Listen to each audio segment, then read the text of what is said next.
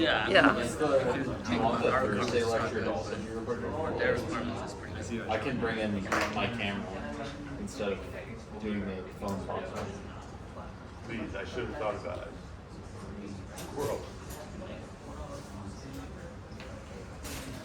Okay, guys, so we're going to start, and what I'm going to do is, someone remind me, because it's 45 after, so I'm going to, I hate that word lecture, chat with y'all about error analysis for, let's call it 50 minutes maximum. And then that's self-contained, and then Emma's going to post that, and then the last half hour of the class, we'll go back to resuming talking about people's projects. Okay? So, hi, my name is Alex Slocum. I've been teaching at MIT, oh my goodness, since 1986. Eek. Left, was working at Cranfield University for a few years, but my background is big energy, big oil machines, and the Bureau of Standards, where I learned to measure.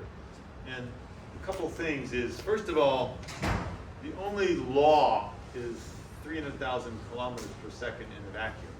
Everything else is a guideline or an offshoot. And everything is relative to other things other than the speed of light, because you could be going as fast as you want in your electric car and the speed of light is still that. Okay? So put yourself in that mindset, and then when we're designing things, if you can't measure it, you can't make it. You can make something, but you have no clue what you made unless someone else can independently measure or verify that's what it is. And if you can't repeat, and repeat is precision, you may have something that's interesting, but you don't have a valuable product. Okay, so in that context, when we design a precision product, we're designing a repeatable product, which means you have to be able to measure it. And in the context of designing things, you want to think about how it's going to be measured. And all of that boils down to certainty. When you go back in history to the original definition of a meter and the fundamental units, people had to know what a weight was, what distance was, what time was to do things. And in the end, you've got to have standards. Okay? Now, that includes when you're designing things or making things. If you have a standard or a process to follow when looking at the stuff, you can look at the most complicated things and figure out what's going on. And on the design loop feeding back, if you know what the sensitivities are, and remember we had talked about like beam bending, finding the variables and the power on the variables gives you the sensitivities, it helps you direct your design effort. And now, what if you've got something already and you want to measure it? What do you do? Well, it's the same thing as designing. Now, because everything is relative to everything, everything has a loop, whether it's current, flow, force, distance. Everything always has a loop. Okay? And you think of a one-axis stage. Here's the stage. It's sitting on some bearing blocks. Here's the bearing rail. It's on some big structure.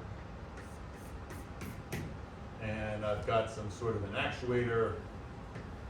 The screw going through here. Here's the nut in the middle. Bearing block for the end of the screw. Bearing block for the screw. Here's the servo. And this thing is moving back and forth. And it's under some milling head. I have a part on here that I'm going to cut. Well, if I'm pushing here to cut, this thing is suspended in the air. It can't be. It's got to somehow be connected. Structurally, there's a loop. Deal with the forces. Okay. There's also a measurement loop. When I'm machining this part, how do I know where this part is with respect to the spindle? I can say, oh, that's no problem. I'm going to put a glass scale here. This is going to be an encoder, and hanging off of this table is a read head. So now I know the linear position of this. Yeah, but what's with respect to what? Well, I'll have to have mounted this scale measured and calibrated with respect to where the tip of the tool is. Very simple. But nature loves engineers, and therefore makes things not so simple. So your goal is to identify the loop, and then the variables that change the loop.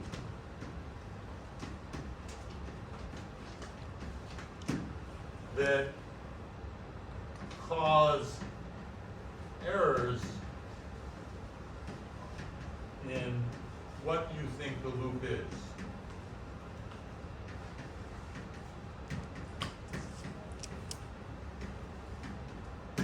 Okay, so now let's go, and I'm going to kind of draw this here, so we'll use this. So if I have, here's this spindle, the tool attached to this bridge, which is attached to a structure here, and I'm just going to draw this as a slide, it's a more simple mode.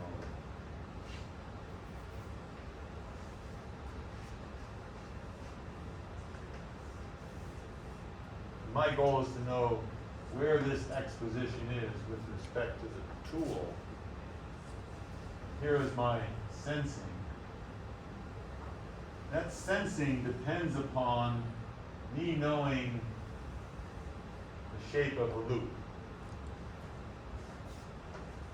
Or I'll redraw it here. And no, I don't apologize for it looking like butt cheeks, because you're a real ass if you don't get this right. Maybe it says video, so now I can't run for president. Yes. So you got to ask yourself, what happens in the loop that's going to change the shape of the loop? Maybe like that. Now it's 2 bread loaves. What happens? Well, you've got to have a recipe for analyzing the loop. And I would contend that a recipe is things that can change the loop in a mechanical system are force. Force is one. Thermal? Thank you. Thermal. Things, temperature changes and things expand. And then there is basically the geometry if you have motion. Okay? So when my recipe for looking at loops is identify the physical phenomena that cause a change, and then go back and say, what are the things that can change the physical phenomena, or how they apply to the structure. And by that I mean, okay, you're asking how does force, temperature, geometry, what's the common thing? Well, a loop is simply elements strung together, right? So when I look at elements strung together form a loop. Strung together are my loop.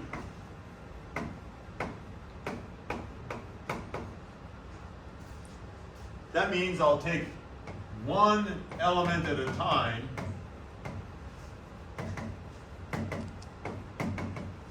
and the reference for that is, of course, Johnny Cash, one piece at a time. Must listen to that song.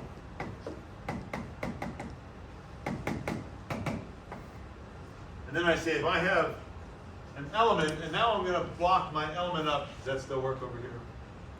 Can I? You're okay. And now I'm going to redraw this thing like this. I'm going to use rectilinear elements. And now I'm going to cut them like a free body diagram.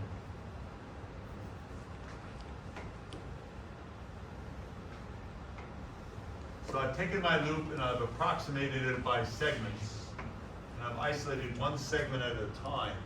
And now I'm going to look at each segment in the loop and ask myself, how is that segment affected by force, by temperature, and geometry? And we're going to further break it down into this idea of primitives, and there are only two things that can happen to a segment. Here's a segment. Okay, you can get a length change, and you can bend it. And that gives you a displacement. There's a further primitive that is linear and rotary. And this is really a key thing to doing this error analysis or uncertainty analysis, thinking in terms of basic fundamental units and what I would call primitives. Because if I take this element, I can stretch it by pulling on with a force, and I can also and it expands. So there's linear. This thing can also go and bend, which is a linear, but there's also a angular. So that's linear and rotary. Maybe let's do this angular. And this is a really powerful way of thinking of things as it's like a hunting license. Because then you go back for everything in the loop and you ask yourself your question, what are the forces? And by forces we also mean moments, by the way, okay? What are the forces, moments, that cause linear change or bending? What are the thermal things that cause linear? And how does thermal cause bending? As we go up. So gradients. And then geometry, how does it cause a problem? Well, this thing isn't really straight out of the box now, is it? Okay, so those are my three core primitive, if you will, forcing functions for errors, and the two primitives that can happen, when you say three, to that element. So now it's a very simple thing, simple-ish thing to go through my machine that I'm looking to analyze and say, what is the loop? Break it up into the pieces, then what are the forces, what are the temperatures, what do the distributions of the temperatures maybe look like? And now I start to create a table or an accounting system of all the potential errors. Okay, so that is really what we're doing is that we are playing accountant. We are now going to do accounting for each element, the forces. Remember, forces means forces, thermal, and then geometric, out of the box ain't what you think it is.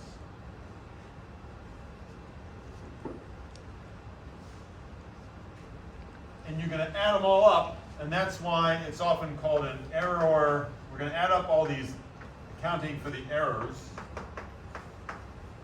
an error budget, because this is what accountants do.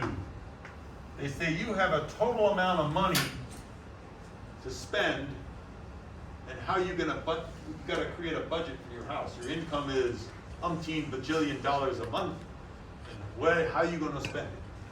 How is it distributed amongst your lifestyle? So you're a machine, you have a lifestyle, how are your errors distributed? If you are measuring something, you're the metrologist in charge of measuring a machine that's there, and you put your laser interferometers on things and you, look what I'm doing. Your laser interferometer is sitting on some base. It is attached somehow to your machine. The laser goes to the target and comes back, and you want to measure what the target is doing, but that's the measurement loop, because you've got a target on the machine, and the laser going, and the laser's coming back here. But is this target moving because of the machine? You know, what's it moving? You've got the loop is between here and the head of the laser is just telling you the distance between between these two points. Yes? So for this type of measurement loop, does that mean it is only the travel of the laser as opposed to the rest of the structure that goes with it? Well, if you're trying to, now you have to say, what am I measuring? I'm measuring the servo position capability of this machine. But if the servo says, ha, I'm at the position, and the laser's saying, no, you're not, you're wibbling, is it the servo wibbling? Or is it someone opened the door and air currents have come through and affected the laser? Because the laser, even though it's a laser beam, it is still an element. An element doesn't have to be a physical chunk of steel. It's anything in the loop. So I have a loop, a measurement loop. Some of it's steel and iron and all these other cool things, yeah. Some of it's also the glass scale. Glass scale is changing. Because the glass scale has a different coefficient of thermal expansion than the machine did when the temperature changes. So everything of consequence in my loop, I pull it out as an element, and then I see how these forces can affect it. And I have a spreadsheet that I keep track of all these expenditures. Okay, so just think of it as your home budget. Keeping track of everything and spending money. Quicken QuickBooks. Right? Now we can go through and look at what all these errors are, one piece at a time, how they affect things. Now, a laser beam, for example. Let's talk about a laser beam. So here is the laser, the light's coming out, and there's some happy optics in here. Beam splitters, yada yada, coming in target. This is on my stage. A lot of detail in here, but I want to stay focused. Amazing. This is what's moving, and this, by the way, is typically really short. Oh, it's laser, it's infinite, it's perfect. Yeah, we get down to this microns, nanometers. There's something called Edlund's equation. I know I spelled it wrong. That basically says you get 1 part per million error per degree C. So if you have 1 meter of travel and the temperature of the air changes 1 degree C, you'll have 1 micron of error in that path line, which is a huge amount. So one solution is vacuum, no air, hot, or super temperature control of the air. Oops. Plus, I think it's like 0.1 or so. Anyway, you have plus error in so many parts per million per Pascal temperature or pressure change. So air pressure affects the speed of light. So when you have air currents, because you're keeping the air cool or temperature controlled, you can have very slight pressure gradients. But where you get more real pressure gradients is, you may check the weather. So laser interferometers are fantastic weather stations. Pressure goes up, high pressure, beautiful day, pressure goes down, rain, different measurement. And there's also versions for what's in the gas. So, okay. This is one reason why the latest steppers run in a vacuum. Wafer steppers in a vacuum. Just get rid of all that. And then you don't have anything affecting this path. So you see how we attack each element by element. Okay. Now, you've got this machine. Oh yeah, here's the one I wanted. And you've broken it up into these elements. And now you can start, list the element, list the forces, the forcing functions, and start to assess what each element is doing. Now you find,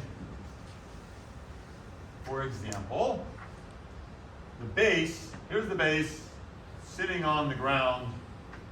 It's all wonderful, perfect. And here's this structure on top of it. Fantastic. got some mass here. Fantastic. And the train goes by. Or it would be up and down. And this is the mass, and this has a certain stiffness. So this has a certain natural frequency.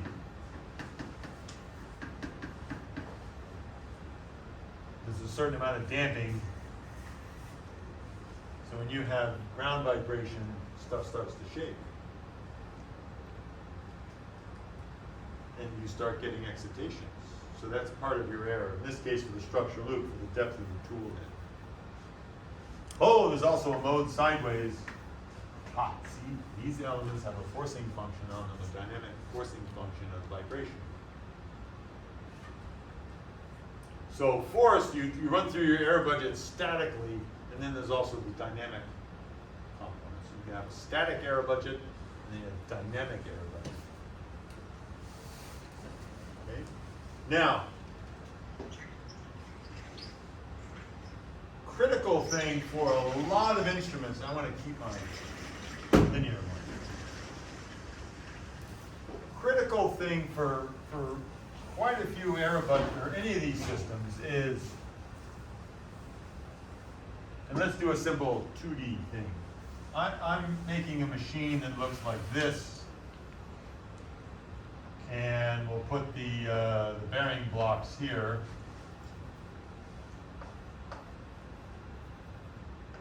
On the ground, and this machine moves this way, and then there's a vertical axis on this thing with bearing blocks that hold this axis.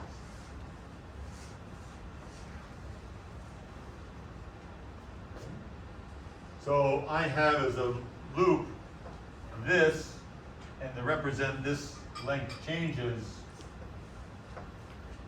and give myself a little remembrance. I'm not even gonna, I got this length, this I come here, and then I come up. And then here is my tool. This thing may reach way out, and this thing looks like this, and then here's the tool. And this is a gross simplification, but it gets the message. The shape of the machine changes. As the machine moves, if the shape of the structural loop changes, you also have to, in your error accounting, be able to change the lengths of things. So again, that's where if you enter in the equations and you develop it for generically, and then calculate displacements and stuff based on you can change the shape, you can study the sensitivity of the machine to its own motions. The challenge is, if I look here at this part, and now let me look at geometry, such that, for example, these bearings, as this axis runs through the bearings aren't perfect, they rattle and wobble. So this bearing may have a straightness error up, this may have a straightness error down, there's a fixed distance between them, so this guy tilts. So I could draw this now, let's just do in one position. And here's my tool, where this rotation is from the error in the bearings. So how does this axis here, this segment tilting down, affect the endpoint? I have to account for this geometry here before I get up and see that point there. What happens when I'm cutting and this segment here is bent due to the downward force? Well,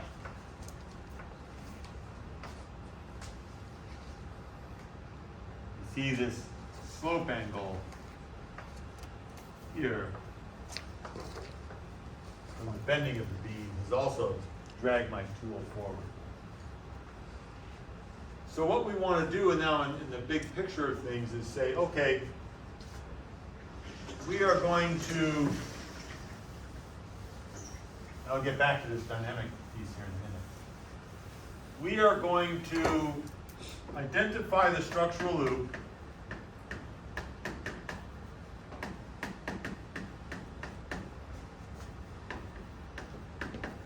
going to chop it into manageable, analyzable segments.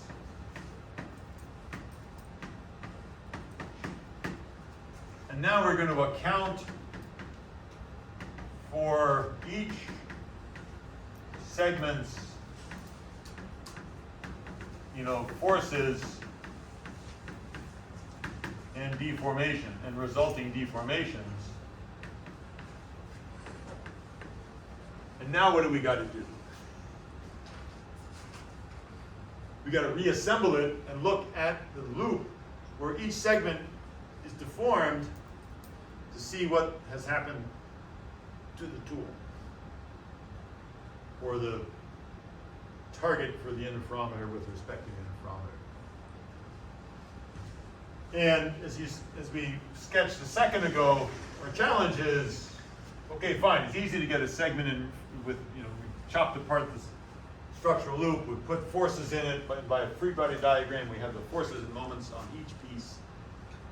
We have what we think is the temperature distribution, and for each piece we're calculating it, and for each piece we can calculate deflection and a slope from its original ideal perfect place.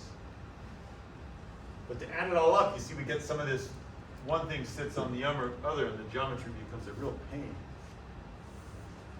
So we go back to here, and we put, I'll take a reference, I'll cut it in the middle, this is reference. We'll put a coordinate system at each chop point.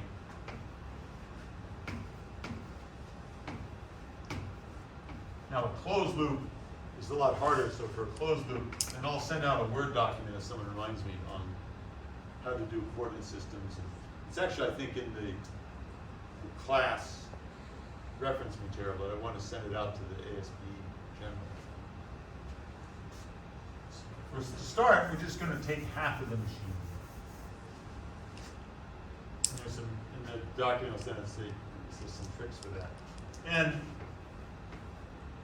if I know what this coordinate system is doing, I can say how this one is moving, and I can transfer the errors through this loop in the coordinate systems. And what we do with that is called the homogeneous transformation matrices, which is well studied and known in robotics, where a lot of the roboticists say they came up with it, but actually the old mathematicians from hundreds of years ago, 150 years ago, were working on this. And what it's going to let us do is think about each segment at a time.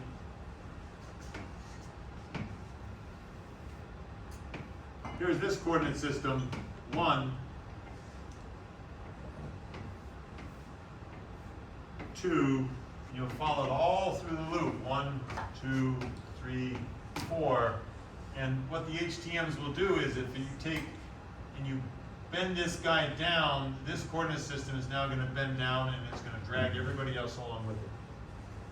So our goal is going to be that the way these things work is each coordinate system has its own HTM. This will have HTM 2. Each HTM will tell you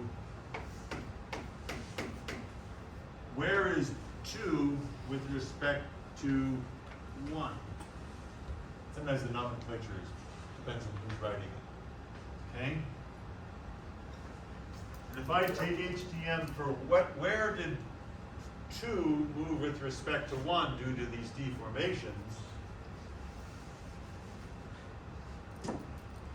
and I multiply HTM 2 with respect to 3, and lo and behold, HTM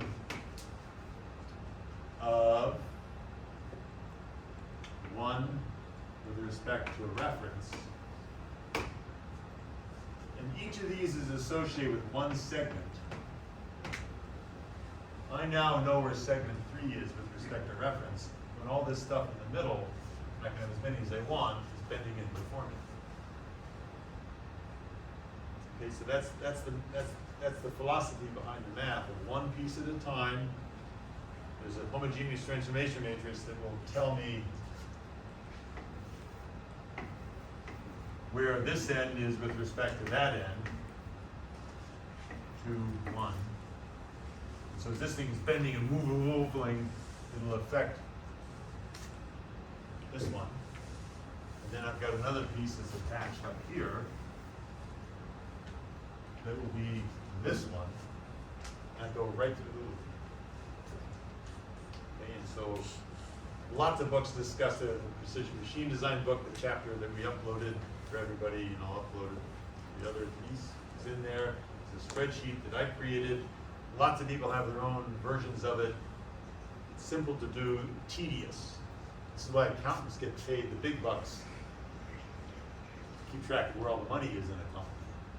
This is why you, as precision engineers, will get paid the big bucks to figure out where all the errors in the machine are. There are plenty of creative people in the world. There are very few creative people who can actually deterministically tell you what they're doing. Okay, so that's your magic. That'll become your magic sauce. Okay? Anybody here have any questions before we go? Let me just check mine.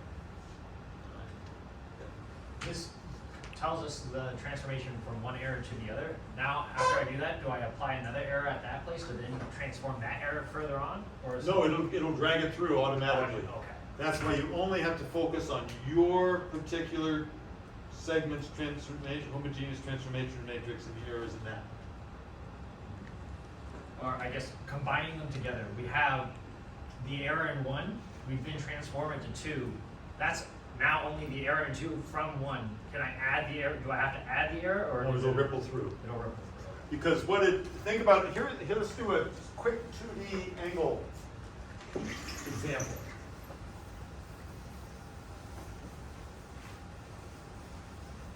And in chapter 6 of my book, Precision Machine Design, which is taking Alcon Donmez's doctoral thesis, where he did the metrology of a 2-axis lathe, he did a really beautiful job of showing an example there, so I just pulled it all into there. Let's do a simple 2D example. Here is beam, and a beam, and a beam. We'll just do 3. This is reference 1, 2, 3. Now, if I bend this beam down, and I don't bend the other beams,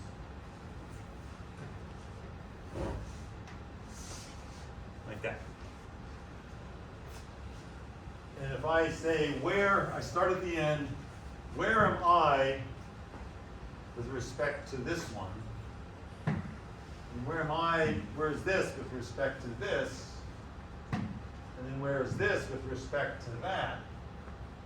The way the math works, this is epsilon, call this L1. Let's just leave them all L's.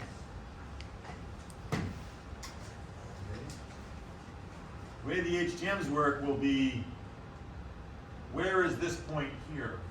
The math, when it multiplies out, it'll say, I am 2L epsilon plus whatever this delta. But I will have only calculated and enter in here a delta and an epsilon for the rotation here. Even though these guys, where this guy is with respect to that, I haven't deformed this, so that piece remained, this one has remained unchanged.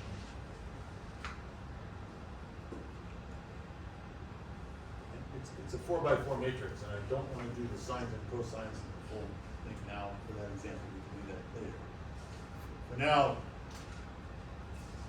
trust in the magic of the math and see the actual assignment of the sign, the angle epsilon as it ripples through. Well, this would only be sines. We'll do the example on Thursday, because otherwise I'm going to go off into the weeds, and I know what's going to happen. So we'll do the actual math on Thursday. So this works really well in robotics when you have like known angles and lengths of segments. In this case, it's error, so it could be like plus or minus or in between. Correct. So are you calculating like the worst case scenario, or how do you make sure that they don't cancel out? Okay, so now we get into a thing called error gains. So he just brought up a beautiful thing of cancellations and failures.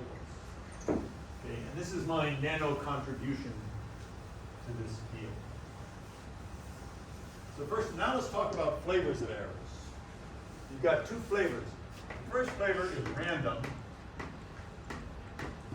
and then you have systematic. Random would be vibration.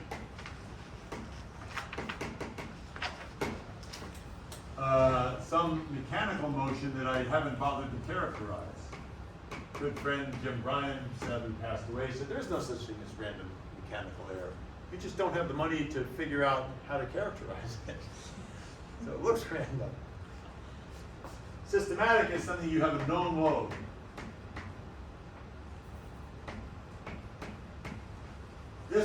Systematic has direction. This is plus minus who knows.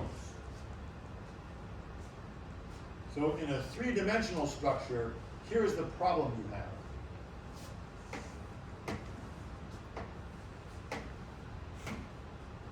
Let's take x, y, z, and right-hand rule. Here is epsilon x.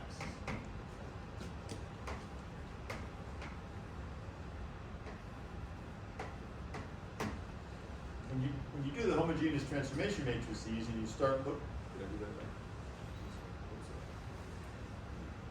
You start having these stacks up of segments and forces in 3 dimensions, and things are pushing on each other. And now let's just look at this very simple. And I know this is recorded and it'll go out. All the ASP guys and some of my friends will be cringing.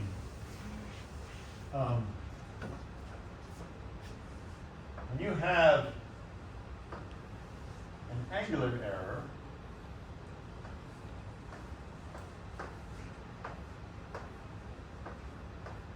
we call it epsilon. You get this vertical motion, and this is all small motion. L sine of epsilon, L times epsilon. And a lot of people will call this an Abbe error, but our old friend Jim Bryan will reel in horror because Abbe, Ernst Abbe, is actually an error in parallax. But I went back and read the original historical documents, including Jim Bryan's original paper, where Abbe himself didn't actually say this wasn't an Abbe error, and didn't actually say that it's only error in parallax.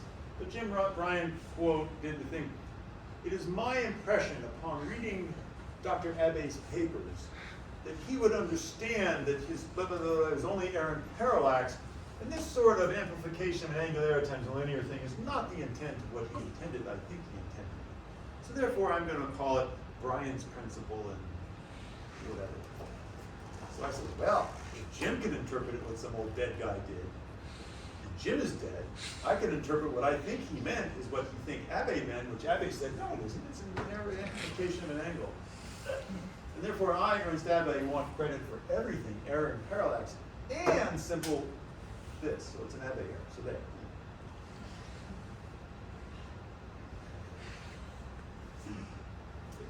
Some benefits to dying. You don't have to go to funerals for one, except one. Anyway, so this is an Abbe error.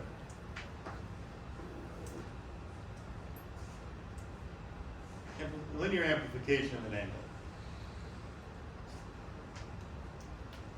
Now, let's take this machine here and let's put a beam out here. And let's make an L-shaped beam. Okay, and let's look at the tip. What's the Abbe, and this is L and L.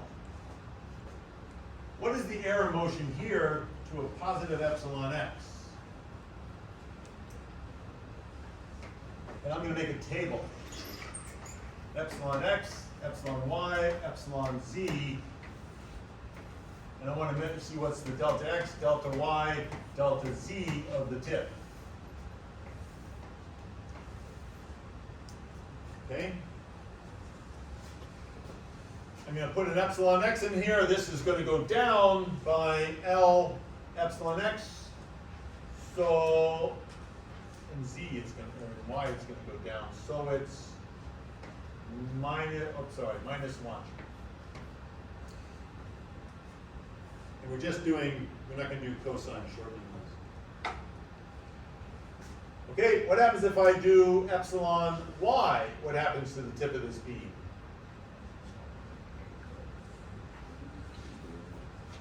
It goes negative z, right?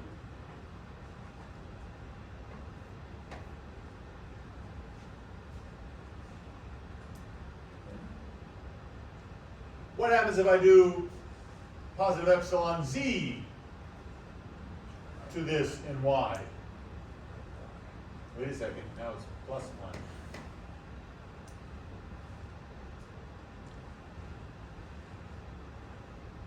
See what's happening?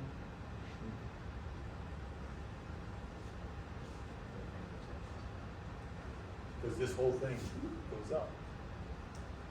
And we can finish the rest of the matrix, but right here you can see you have a problem. You may end up canceling out an epsilon x error by an epsilon z error. But what if you don't know the sign? And what if, it's three-dimensional vibration? You don't know what the sign is. So my nano contribution to error budget was, listen, build this model of the machine, the kinematic model of the machine. Analyze all the errors, one error at a time, and come up with these values. Build your matrix and call these the error gains. And the error gains have a sign. Now you can go through, because this is purely a function of the kinematics of the geometry of the machine. Now you can go through and you can say, aha, I'm going to apply known systematic deflections of epsilons, because I'm putting a load and I can measure that I have an idea of the bend moment. And I'm going to preserve it, and I'll take the epsilon x times this value, and I'll add them up, and sometimes they will cancel. But if they're random and I don't know, then I will just take the value of the epsilon, and I'll just assume the gains are all positive. And I'll build another matrix of, here are the random errors that can exist in my machine from all the error sources and all the axes. You see how you start to use a spreadsheet, get a lot of numbers pretty quick. Okay? And now I want to estimate what my machine is going to do. So now that I have this matrix of all the errors at the tip of the machine due to all the error sources acting in each of the individual elements, and I have a sign, some are plus, some are minus. So I will say there's two things. For the random errors,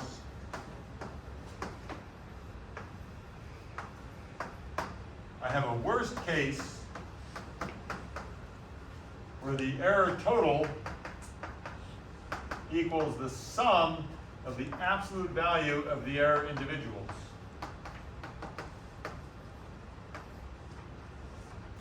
For all the axes and all the error types.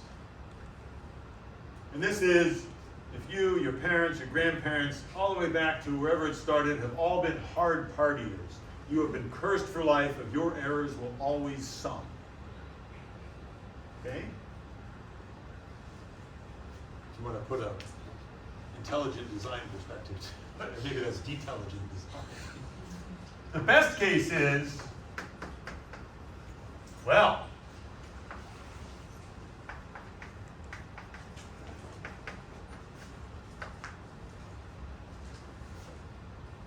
everything's going everywhere.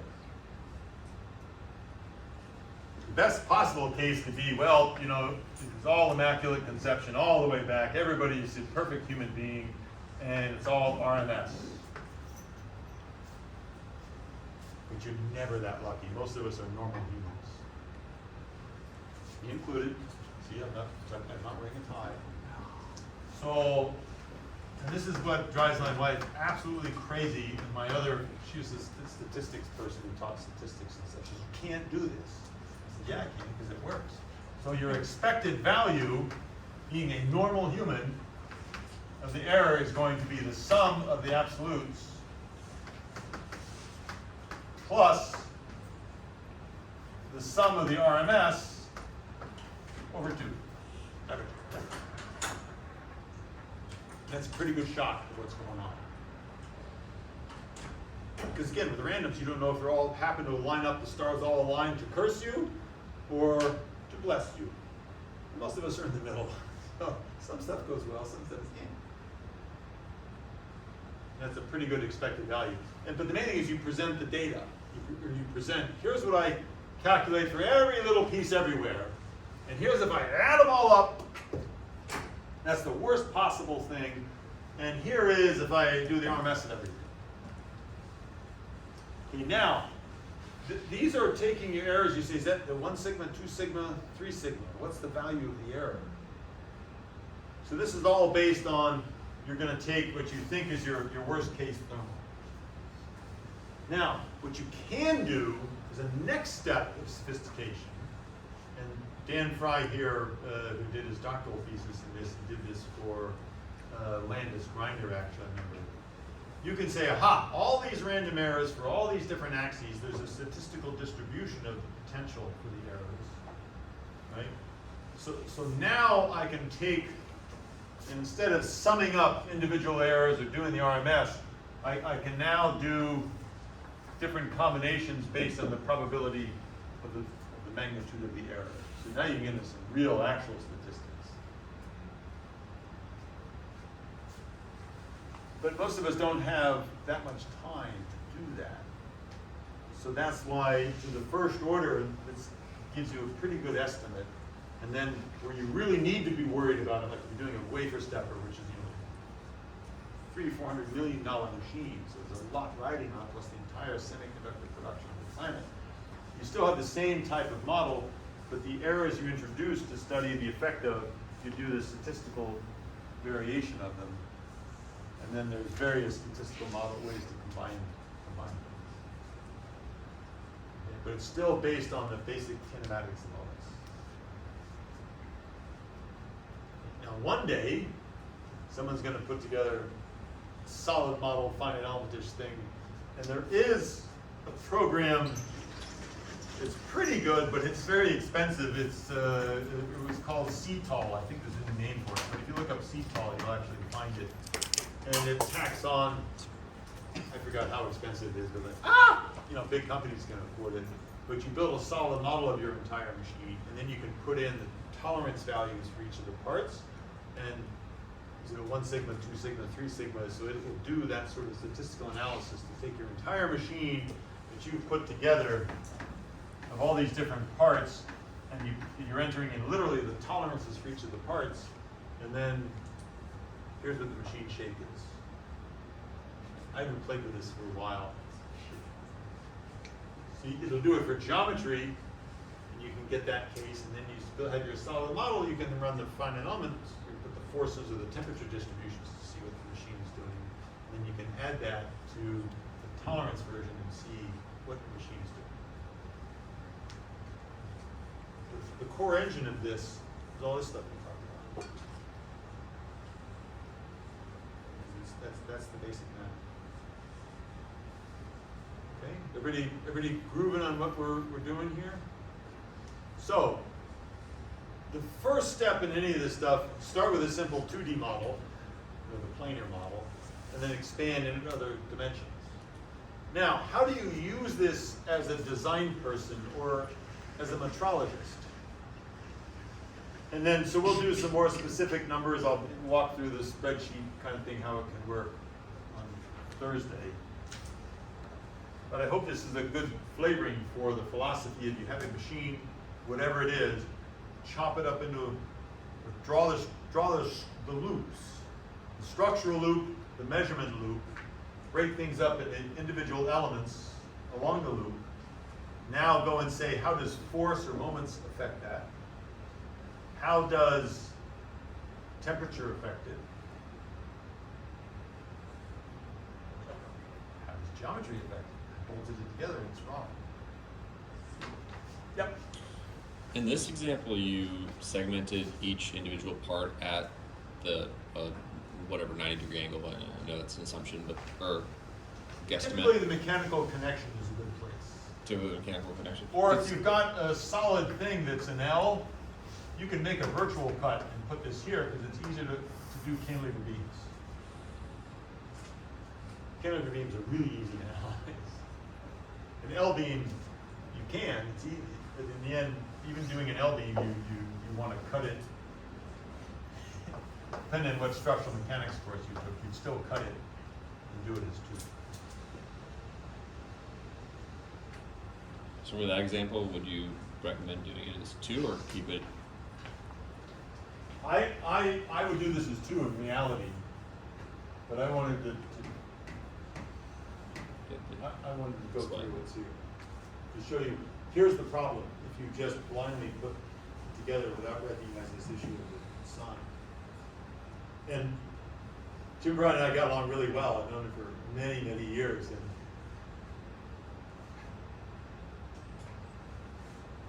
he was not.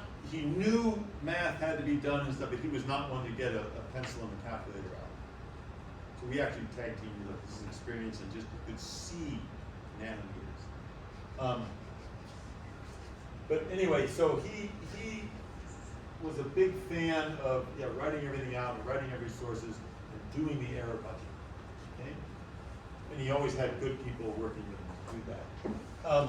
Jim was a person who knew his time in the world was limited. Even 30 years before he died, he did this, but he knew one day he'd die, so I just had to be ready. So if he's at a conference and someone was presenting a paper and they accidentally were at the Precision Engineering Conference when they really should have been at the American Bovine Management Conference, he would, questions.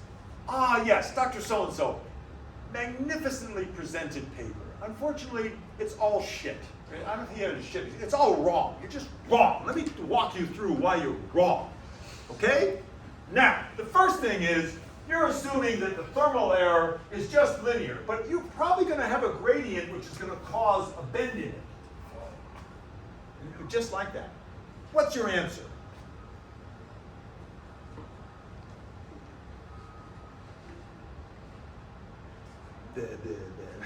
Okay, next thing. Proceed to dismember them when they're spouting bullshit. He was not afraid to cry bullshit. And he was a little bit, 3M was, he made a lot of money from 3M because they signed him on as an abrasive representative.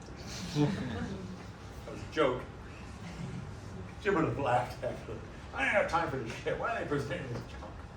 And he's right. You shouldn't unless you really can go through it. Now, the one thing where I actually saw the thermal thing was that Dr. So-and-so from Zeiss was talking about the new aluminum measuring machine, and he retorted, yes, the thermal diffusivity of aluminum is so high that for the temperature, the transients we've measured, you're not going to have a differential across the beam, and we're just going to have linear expansion we've estimated to so many parts per million. And Jim said, that's a good point, thank you. That was kind of how that worked. So he was not embarrassed either to say, yeah, I was wrong. Or maybe I overlooked that. So that's also professionally for you all too. If you see something, you can maybe be a little nicer. So when I was, Jim had passed, and I was at a conference, and people were presenting this machine, and they took so many years, and yada yada. And I said, that's really interesting. You took all these iterations. What did your error budget show for the machine? And they said, well, we don't do error budgets anymore because we find they don't work, and it's better just to iterate early and often. I said, that's right. That's right. You work for the government. You've got the budget to do that. Maybe you should relook at how you do your error budgeting because you should be able to. Well, okay, we'll look at it. So that was my Jim Browning at the meeting, and afterwards he went, I can't believe it. So it's a tool for designers to get you to where you need to be faster with fewer iterations. It's a tool for metrologists to get you faster. How do you do that? you use the error budget thing or the error gains as a sensitivity indicator. Which of the things in your structural loop, your loop, because it's not just the structural, it's the loop, it includes like the measurement loop, like you've got a laser. Which things hurt the most?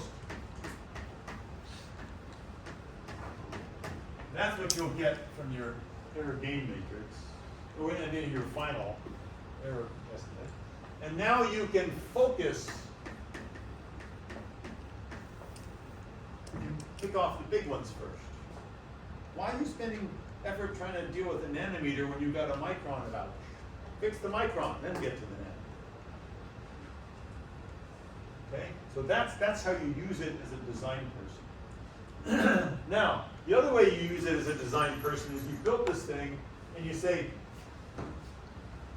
I have no clue how to estimate something. But I know when I look at analytically, if it was something, it would be a problem. So we'll invoke Maxwell and reciprocity.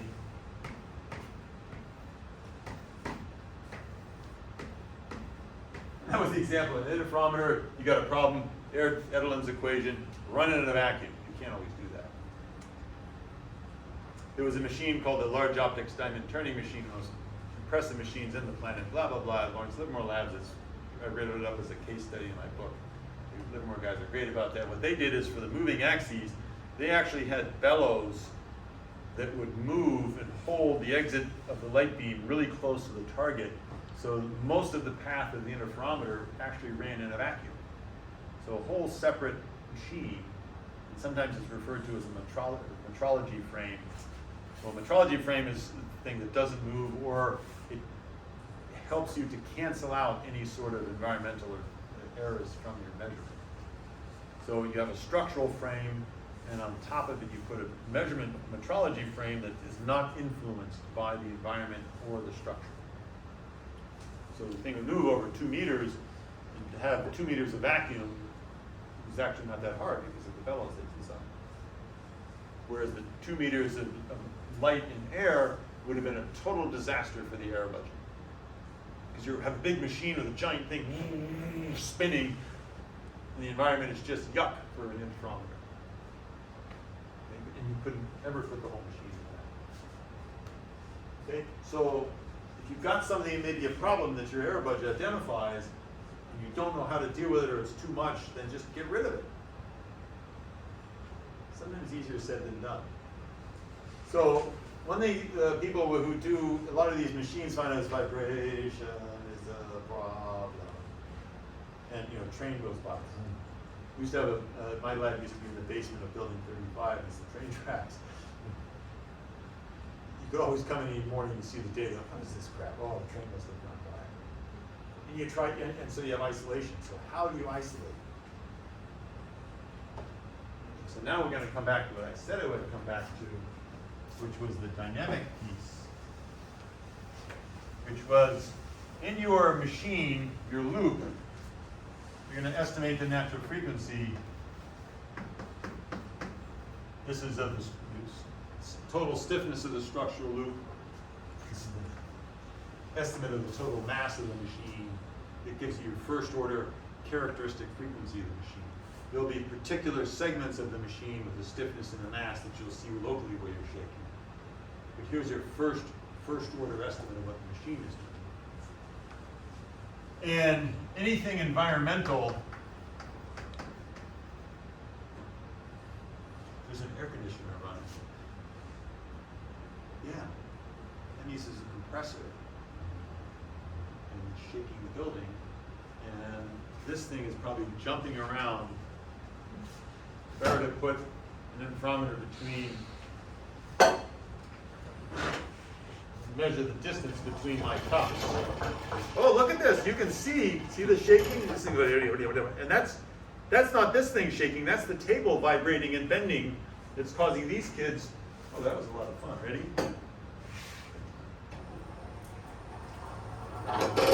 You can see the water wobbling in there. So these things go, so the air conditioner is going, the building's going, and the tables are going,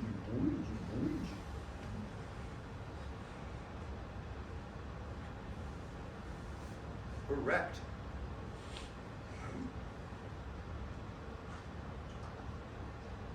So you look at, for the machine, and you look at the environment, the forcing function, and you want to decouple. Now, the simplest thing is if I were to mount this machine on soft mushies, soft pads, that's your first strategy. So in general, what you try to do is drive the machine and the natural frequency of the machine on the environment way far away from the excitation frequency. Most of the excitation frequencies in the environment are either going to be locally from the building, from the air conditioners and things like that, 60 hertz or multiples of 60 hertz, or buildings at very low frequencies, which may be so far down below natural frequency of the machine, it doesn't matter. One of the simple ways to detect this is an accelerometer. Seismic accelerometers are very good at picking up low frequencies, for example. I don't know if your accelerometer in your phone is good enough. Some phones have a vibration app. So now you just think about, in general, the way you decouple or you isolate is with soft springs. How do I make a really soft spring to decouple my machine from the environment? There's all kinds of literature on how to do that. Okay, let's see where we are time-wise. I went over a little bit. But okay, so we're done for today. We'll come back Thursday. Think of questions you may have for me to cover Thursday, this group, and then I have to ask the ASP group to post on Reddit if they have questions, and we'll pull them off. Okay, it was fun.